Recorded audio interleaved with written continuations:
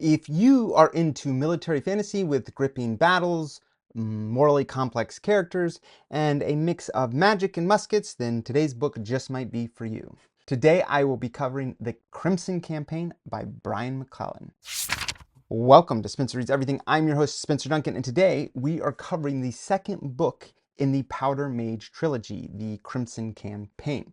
I said in my first review that I thoroughly enjoyed this series and this premise. This is one of my first times reading a fantasy series that the premise is not high medieval, but a little more early modern. Someone told me that this would fall under the category of Flintlock fantasy, which I really enjoyed, and I really enjoyed the opportunity to look at a fantasy series that had a slightly different approach. I believe I said in the first book as well that this book has kind of a French Revolution feel to it. I believe that's intentional, both in terms of about the level of technology that people are using, combined with, of course, with the magical element of it, which if you want more details on that, go to the first video. And on top of that, just the time period in which it takes place, although that's not entirely clear, it's a made-up universe, but they do start out with a coup that is taking over the government in much the same way that I kind of would have expected at least an interpretation of the French Revolution or some variation of it. That was my impression of it. And I really enjoyed the first book, and I have to say, I liked this book even more. I thought that this book did an even better job at not just fleshing out exactly what the magic system is like, the world that you're living in, all the different challenges that are being faced. It is action-packed from the get-go. The first book is also certainly full of action, but there are some administrative elements that the Field Marshal Tanis has to deal with that I don't want to say it slows it down, but it does, it's necessary to help build out the world in a way that this book just casts aside and goes straight into the action. Now, I can't give you all the twists and turns. I find that a real challenge when it comes to books like this, not just because it would require me writing notes and figuring out exactly what I want to say about the synopsis of this book, but I also don't think it's really necessary for you to know all the ins and outs to appreciate this book. So let me just give you the bare bones little synopsis that I can think of when introducing this book. Just like the first book, this book splits into three narratives, or at least three major points of view. Of course, you have Field Marshal Tanis, who I mentioned is going to be probably the main character, at least in terms of being the most powerful militarily speaking. He is a powder mage, so he's also incredibly powerful when it comes to using gunpowder with its magical abilities that are accompanied with it.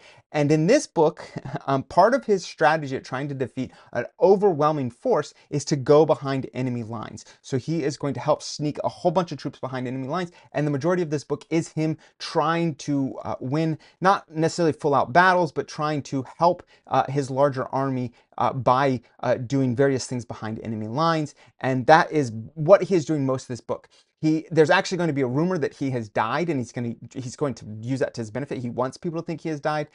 Some people are skeptical for obvious reasons. The fact that he's not dead is going to be one of them. But even people that have heard that he has died aren't going to fully believe it, and understandably so. And then, of course, you have his son, who I've said they don't have a great relationship, but Taniel, if you recall in the last book, managed to strike a really important blow to their greatest enemy, the supposed god of the I'm actually not entirely sure what he is the god of, but he was resurrected. He was brought back to life in the last book. That was part of the big cabal that they were trying to accomplish in the last book. And Taniel, his son, manages to kill him, so he thinks, or so he hopes. He doesn't fully believe that he's died, but you do find out that he was at least successful in taking out his eye, which is a big deal. I mean, that is going to enrage the god, and it's going to make him all the angrier, and it is going to make Taniel, now named Two-Shot Taniel, he's now going to be the #1 enemy of this invading army. And you will see Taniel trying to deal with that.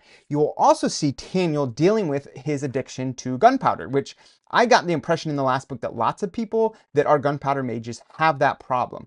But in this book, that's actually going to be developed even more so. And you're going to discover that Taniel has more than just an addiction. He has more in his future that he's going to discover, and it'll be related to his connection to gunpowder and being a gunpowder mage. And then, of course, you have the third character that was introduced in the first book, which I, in many ways, found the most interesting. In this book, I sympathize with him the most, although most of what he is doing also seems, I don't want to say the least important, but I don't fully feel like it's connecting the dots in the same way that you saw him doing in the first book. As you recall, in the first book, his family was taken hostage so that any information that he found out about the research that he was trying to figure out, that he then had to relay it back to the people that had captured his family. In the first book, you find out that even one of his son's fingers had been cut off to try and illustrate how dangerous they were.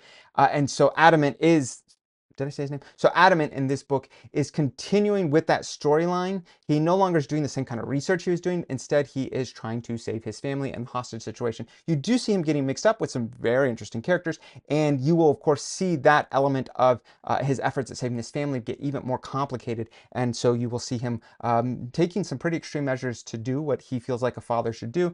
I found that part of it very sympathetic, but like I said, I didn't feel like his storyline was in this book all that important for the larger storyline, but I could be wrong, and I very much look forward to the third book to find out. Like I said, I really enjoyed the first book, and I also very much enjoyed this book. It's so full of action. I thought that the characters were fascinating. I thought that the 3 different storylines all had some interest. Like I said, I thought Adamant's was a little weaker in this book, but that's okay. I think that in the coming book, I felt like the ending where they left off with him gave you the sense that he will continue to have an important role in the next book, and hopefully it either ties it all back together or plays some role in the larger storyline. But I will find out when I get to it. So what are the strengths of this book? Well, first of all, the action scenes are phenomenal. I mean, and it's full of them, and I just loved them. I thought they were described really well. I thought that the strategic battles that mixed this magic and the military tactics were just, right out of a movie, and I thought that it was great. I thought this were a lot of fun to read.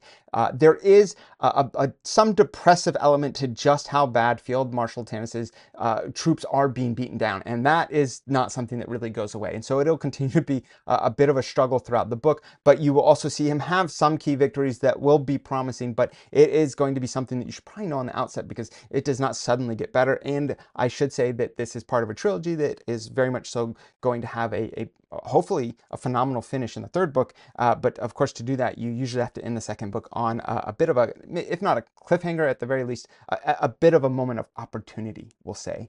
And of course, as usual, I thought that the characters had a lot of depth. I thought McClellan doesn't really shy away from putting them through emotional and moral trials, and I really thought that Tannell's struggles with addiction and Tammis's internal conflicts about leadership, I mean, it just added layers to their personalities, and it really helped to make them feel, like real figures. People that, although very capable and really important at what they're doing, they still have their flaws and they have all their major issues, just like everyone. And as usual, I thought that the world building, it just continued to impress me. I mean, he didn't add a whole lot more in this book, but I think he used what he built in the first book quite effectively. A matter of fact, I liked in some cases that he didn't add too much more. Instead, just continue to develop what you saw in the first books, because I think that's more valuable. I think sometimes when you have to add more and more elements to make your storyline complete, it means that you didn't do the best job at building out the world in the first place. And I don't think that that's one of the issues in this book. That being said, there are definitely going to be some drawbacks to the complexity of this book. I don't necessarily dislike complex books. I do like it if a complex book has some kind of assistance in helping understand that. I'm a big fan of the Wheel of Time series, and if you are someone that has read any of the Wheel of Time, just know that there is tons and tons of fan assistance out there helping you understand each chapter of each book and who each character is. My experience is that this series does not have that. I don't think it's completely necessary. It's not all that complex. I can think of some other series I've read, like the Traitor Sun Cycle, that I really wish had that. I just am struggling with how complicated the storyline is, and there's just not a lot out there to help me better understand it, which is surprising considering how much the internet loves fantasy and how much time they spend on talking fantasy. You think that every so often they would also make sure to give a decent synopsis so that you can better understand exactly what you're reading. I would also say that it is pretty gritty. There's a lot of fighting. There's going to be a lot of gruesome fighting. I wouldn't say it's necessarily overly graphic, but there are a few graphic scenes, especially when it comes to mutilation of individuals. I think that could be an issue for some people. So who would I say this is for? Well, if you're a fan of fantasy, especially if you're looking for a slightly different type of fantasy. I mean, it's not crazy different. It is still going to follow pretty much all of your most typical tropes of fantasy in terms of a magic system, in terms of odds being stacked against you, in terms of cheering for the little guy. All that is certainly part of this. But like I said, the fact that it's based on this Flintlock fantasy concept as opposed to high medieval fantasy, I think that's interesting. And I think that that could appeal to someone that's just looking for a little more difference. I do think it's incredibly well written. This is a fantasy series that I would encourage to almost anyone that hasn't read it that says they like fantasy.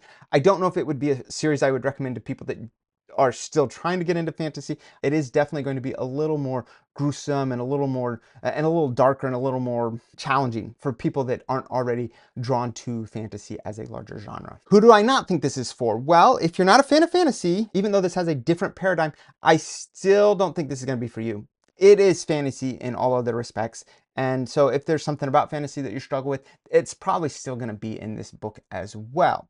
If you're not interested in having a somewhat complicated narrative, for the fact that there's three main narratives that are going on and you do have to be able to track names, and also I should say that Tanel and Tamis having remarkably close names is not helpful. I do wish that he had changed that a little bit, just made it a little easier to distinguish individuals. There are lots of characters that get introduced that aren't necessarily important, and so it can be hard at times to consider, oh, were they important enough for me to remember? But by and large, I would say it's not too complicated, at least not compared to some other fantasy series that I've read, but I would say it is complicated enough that that could also be a reason for some people to not pick up this series. That's what I think about this book. I generally would recommend it for anyone that has read the first book, but if you've read the first book, then you also probably already have an opinion about whether you want to read this book or not. I just found out that there is another trilogy set within this world, and there are lots of short stories set within this world, and I look forward to reading those as well. But please let me know what you think in the comments. Don't forget to like, subscribe, turn on those notifications, and until next time, keep those pages turning.